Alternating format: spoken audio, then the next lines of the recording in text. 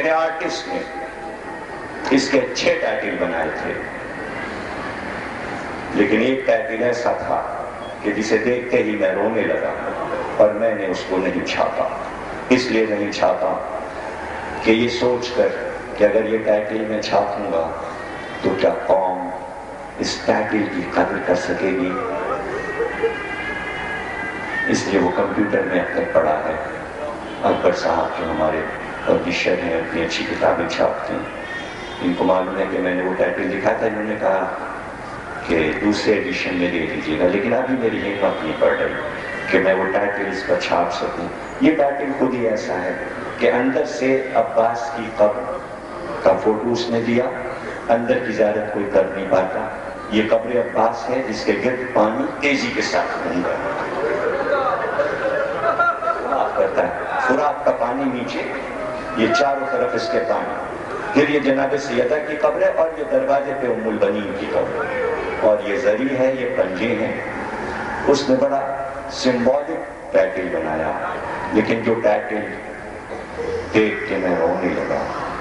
میں سناتا ہوں کہ اس ٹائٹل میں اس نے کیا بنایا، اس نے اپنا دل رکھ دیا، کیسے بنایا اور کیسے وہ اس روایت تک پہنچا، میرے سمجھ میں نہیں آتا، اس لیے کہ وہ روایت شاید اس نے نہ پڑھی، اور وہ روایت یہ ہے، تقریر میں ختم کر رہا ہوں۔ ٹائٹل میں اس نے دکھایا کہ ایک بی بی نقاب پوش سیاہ برقعے میں آ کے فرات کے پانی میں کھڑی ہو گئی، اور دونوں ہاتھ اٹھا کے کہنے لگی، پروردگار میرا عباس کہاں ہے؟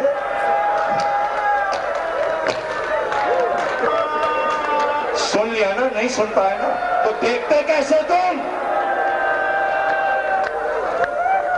بس یہ روایت سناتا ہوں، یہ روایت سناتا ہوں۔ بعد کربلا 5 بیویاں سائے میں نہیں بیٹھی، ہمیشہ دھوپ میں بیٹھی رہی، کبھی سائے میں چھت کے نیچے نہیں بیٹھی۔ کون کون؟ ام فروا، ام لیلا، ام رباب، حضرت زینب، ام البنین۔ دھوپ میں بیٹھی۔ 2 جملے ہیں بس، اب تقریر ختم ہو گئی، اطمینان سے انشاءاللہ کل اور پرسوں پڑھیں گے۔ 1 سال گزر گیا، قافلہ واپس آ گیا، روتے روتے روتے روتے ام البنین کو۔ اور یہ بھی سن لو، یہ روایت بھی میں نے اس کتاب میں لکھی ہے کہ جب حضرت زینب آئی تو اعلان ہوا کہ ہر گھر میں مجلس ہوگی، اور اعلان یہ ہوا کہ ایک مجلس امام حسن کے گھر پہ پہلے ہوگی، ایک ام لیلا کے گھر پہ ہوگی، ایک جناب رباب کے گھر پہ ہوگی، ایک حضرت زینب کے گھر پہ ہوگی۔ لیکن اعلان یہ ہوا پہلی مجلس، جناب زینب نے کہا پہلی مجلس ام البنین کے گھر پہ ہوگی۔ جب قافلہ آیا تو پہلی مجلس کہاں ہوئی؟ ام البنین کے۔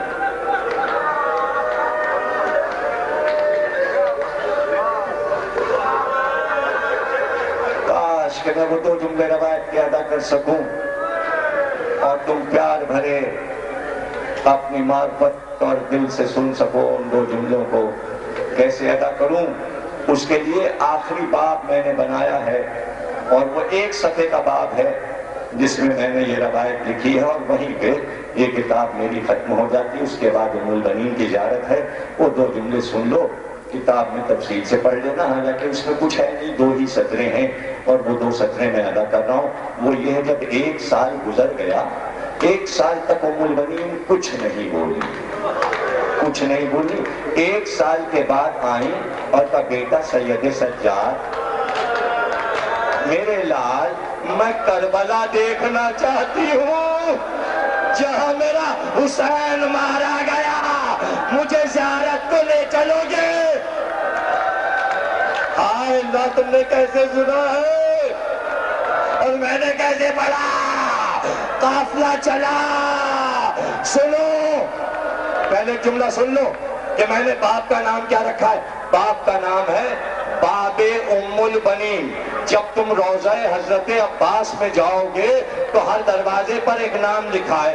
ایک دروازے پہ لکھا ہے باب امام علی نقی، ایک دروازے پہ لکھا ہے باب سقائے حرم، ایک پر لکھا ہے باب فرات، ایک پہ لکھا ہے باب موسی کاظم، اور ایک دروازے پہ لکھا ہے باب ام البنین۔ امام فرماتے ہیں کربلا حسین کے قبر کی زیارت کی اور طواف کیا، پھر اپنے آپ کو قبر پہ گرا دیا، پھر اٹھ کر کہا سید سجاد عباس کہاں ہے، عباس کہاں ہے، پکڑ کے لوگ لے کے چلے۔ جیسے ہی باب ام البنین دروازے کے قریب آئے، سامنے قبر نظر آئی، بے ہوش ہو کے گری، آواز دی عباس۔